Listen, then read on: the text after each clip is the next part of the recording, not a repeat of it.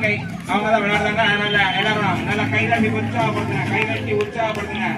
Very good very good very good very good.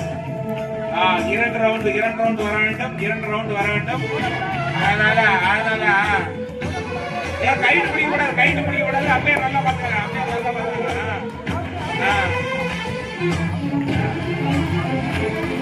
இன்னொரு round போடும். நல்ல ஞாபகம். அதான் அவசரப்படக்கூடாது. கைட்டு பிடிக்க கூடாது, அவசரப்படக்கூடாது.